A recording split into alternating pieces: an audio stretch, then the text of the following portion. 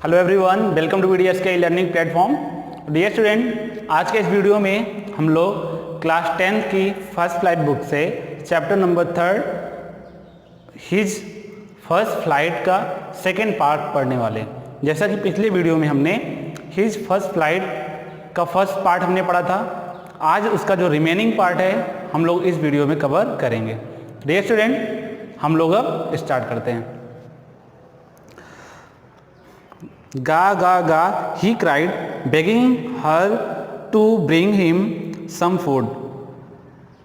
Ga called she screamed back decisively. Dear student, जैसा कि हमने अपने पिछले वीडियो में पढ़ा था कि जब वह एक पहाड़ी पर सेगल जो है बैठा होता है और उसमें इतना डेयर नहीं होता है, उसमें इतना करेज नहीं होता है कि वह वहाँ से उड़ सके। उसकी माँ आती है, उसको मछली देती है, वह खाता है और फिर भी वह भूखा रहता है। और फिर उसकी माँ जा कर के दूसरी फिश ला के फिर से उसको देने के लिए कोशिश करती है।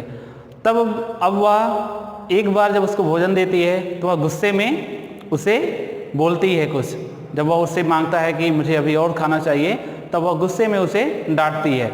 अब उसके आगे से हम लोग इसमें पढ़ते हैं। अब वह जैसा कि एक बार एक मछली उसकी माँ उसे दे चुकी है और मछली वह मांग रहा है, तब वह कैसे बोलता है? गा गा गा he cried begging her to bring him some food. वह चिल्लाते हुए अपनी माँ से और खाना यानी मछली मांग रहा है। Gaw col she scream back derisively. Derisively मतलब होता है in a manner showing someone that she he is stupid. It means थोड़ा गुस्से से किसी को डांटना। उसकी माँ उसे गुस्से से डांटती है कि यह इतना, इसके अंदर इतना भी डेयर नहीं है कि वह अपना खाना खुद से ले सके या वो उड़कर हम लोग साथ आ सके और अपना खाना खुद से ले सके। But he kept calling plaintively and after a minute or so he uttered a joyful scream. लेकिन वह बहुत ही उदास होकर के तब भी अपनी माँ को बुला रहा था। जब उसकी माँ ने उसको डांट दिया फिर भी वह माना नहीं, फिर भी वह उदास होकर के बुला रहा था। And after a minute or so he uttered a joyful scream. और एक मिनट बाद वह बहुत खुश हो जाता है। वो क्यों खुश होकर के चिल्लाता है? His mother had picked up a piece of the fish and was flying across to him with it. क्योंकि उसकी माँ जो है एक फिश अपने बीक में लेकर के उसकी तरफ उड़ती हुई आ रही थी। जब वह देखा कि उसकी माँ उसके लिए फिर से फूड लेकर के आ रही है, तब वह चिल्लाने लगा। He leaned out eagerly tapping the rock with his feet.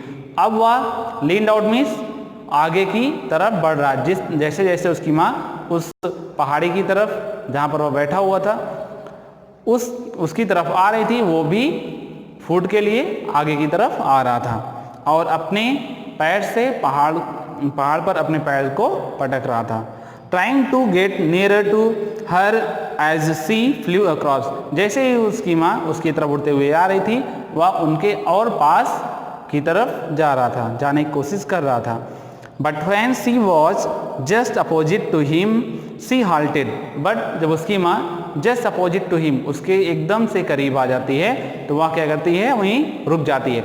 जैसे ये पहाड़ है, यहीं पर वो बैठा हुआ है और जैसे ही उसके जस्ट एकदम करीब आ जाती है तो वहीं पर वो रुक जाती है। अब इसके आगे सी halted, her wings motionless, the piece of fish in her beak almost within reach of his beak. अब वह एकदम से उसके करीब आकर के, सपोज 1 या 2 इंच का फर्क रहता है, उस वहीं पर वो खड़ी होकर के मोशनलेस हो जाती है, यानी अपने पंखों को फड़फड़ाना रोक देती है। अब वहीं पर वो रुक जाती है। अब वह भूख से, जैसे कि भूख से बहुत ज़्यादा तड़प रहा था और उसको भोजन देख करके और ज़्यादा भूख बढ़ी। अब लेकिन वह सोच रहा है कि उसकी माँ क्यों वहाँ पर खड़ी हो गई, क्योंकि अब वो फिश जो थी, भोजन जो था, उसके बीक से, उसकी चोंच से बहुत ही ज़्यादा नज़दीक था। ऑलमोस्ट 1 स्टेप अहेड, एक स्टेप बाद अगर एक कदम और आगे आता हो सकता है उसको उसका भोजन मिल जाता। He waited a moment in surprise, wondering why she did not come nearer, and then maddened by hunger. उसने वह 1 मिनट तो वेट किया कि उसकी माँ क्यों उसके पास नहीं आ रही है, वह 1 मिनट वेट किया क्यों नहीं आ रही है, लेकिन इसके बाद भोजन को देख करके उसे और भी तेज भूख लगने लगी। He dived at the fish, और वह फिश को पाने के लिए डाइव लगा दिया। इट मीन्स 1 स्टेप और आगे आ गया, क्योंकि जो उनके दोनों के बीच में जो डिफरेंस था, पहाड़ी के एकदम किनारे पर आ गया था, उसकी माँ एकदम किनारे पर आकर के रुक जाती है और वह उसके जस्ट सामने रुक जाती है और उस फिश को उसके एकदम पास ला करके रोक देती है। फिर वह इतना ज़्यादा भूखा था, उसको पाने के लिए एक स्टेप आगे बढ़ता है, जबकि एक स्टेप के बाद क्या था, एक स्टेप के बाद नीचे पहाड़ी ख़त्म हो जाती थी, इसके बाद वहाँ से समुद्र ही समुद्र था। तब वहाँ से वो क्या करता है, एक स्टेप जब आगे आता है तो वह आसमान में गिरने लगता है नीचे की तरफ। With a loud scream, he fell outwards and downwards into space. अब जब वह नीचे की तरफ गिर जाता है और नीचे की तरफ आगे बढ़ता हुआ जाता है और खूब तेज चिल्लाता है। Then a monster terror seized him and his heart stood still. Monster terror it means वह बहुत ज़्यादा घबरा जाता है, वह बहुत ज़्यादा घबरा जाता है और उसका हार्ट रुक जाता है। इट मीन्स वह बहुत ज़्यादा डर जाता है, क्योंकि इसके पहले वो कभी उड़ान नहीं भरा था। फर्स्ट टाइम वो मछली खाने के लिए आगे बढ़ा और वो आसमान नीचे गिर गया। अब वह पूरी तरह से डर जाता है। He could hear nothing, वह कुछ सुन नहीं सका, but it only lasted a minute लेकिन यह केवल 1 मिनट तक ही चला, यानी ये डर उसके मन में 1 मिनट तक के लिए ही था। The next moment he felt his wings spread outwards, तभी नेक्स्ट मोमेंट वह फील किया कि उसके विंग्स अब खुल चुके हैं। The wind rushed against his breast feathers, then under his stomach and against his wings. The next moment he felt his wings spread outwards, और next moment उसने फील किया कि उसके विंग्स अब ओपन हो चुके हैं। He could feel the the wind rush against his breast feathers, then under his stomach and against his wings, और जो हवाएं चल रही थी वो उसके बॉडी में लग रही थी, उसके पंख में लग रही थी और जिसको वो पूरी तरह से फील कर सकता था। He could feel the tips of his wing cutting through the air. वो फील कर सकता था कि जो उसके विंग्स थे वो एयर को कट कर रहे थे और वो फ्लाइंग कर रहा था। He was not falling headlong now, अब वह अपने सिर के बल नहीं गिर रहा था, जैसा कि पहले उसको डर था कि अगर वह उड़ने की कोशिश करेगा तभी उसके विंग्स इतने ज़्यादा सपोर्टिव नहीं है, इतने ज़्यादा स्ट्रांग नहीं है कि उसको हेल्प कर सकेंगे, वह नीचे सिर के बल गिर जाएगा। बट ऐसा कुछ नहीं होता है। He was soaring gradually downwards and outwards. He was soaring मतलब ऊपर की तरफ उड़ना, वह धीरे धीरे ऊपर की तरफ उड़ रहा था और आगे की तरफ जा रहा था। He was no longer afraid, अब वह डर नहीं रहा था। He just felt a bit dizzy, तभी उसे अनकम्फर्टेबल फील होता है, जैसा कि ये फर्स्ट टाइम था, ऑब्वियसली कुछ ना कुछ अनकम्फर्ट फील होगा। Then he flapped his wings once and he soared upward, तभी वो अचानक क्या करता है, अपने विंग्स को फ्लैप करता है और फिर ऊपर उड़ जाता है। गा गा ga gao col are his mother's swooped past him, अब वह उसकी माँ आती है और आवाज़ निकालते हुए गा गा गा करते हुए उसके आगे निकल जाती है। हर wings making a loud noise, उसकी माँ जो थी उनका विंग्स बहुत ज़्यादा आवाज़ कर रहा था क्योंकि उनके विंग्स ज़्यादा बड़े थे। He answered her with another scream, वह भी चीख करके उनको आंसर देता है। Then his father flew over him screaming, तब उसके पापा भी आ जाते हैं, उसके फादर भी आ जाते हैं और वो भी उसको स्क्रीमिंग यानी आवाज़ देते हुए उसको प्रेज करते हैं, उसको एनकरेज करते हैं कि फर्स्ट टाइम इसने उड़ान भरा है, तो क्या करते हैं, उसको एनकरेज करते हैं। He saw his two brothers and his sister flying around him, curveting and banking and soaring and diving. वह देखता है कि उसके दो भाई और बहन भी क्या करते हैं, उसके साथ आकर के उड़ान भरते हैं। वो कभी सोरिंग मतलब नीचे से ऊपर की तरफ उड़ना, बैंकिंग मतलब एक पंख ऊपर एक पंख नीचे करके उड़ना, एंड डाइविंग मतलब नीचे की तरफ उड़ना। इस तरीके से वो वहाँ पर उड़ान भरते हैं। एंड कर्वेटिंग मतलब होता है हॉर्स जैसे फ्लाइंग करना, ऊपर नीचे।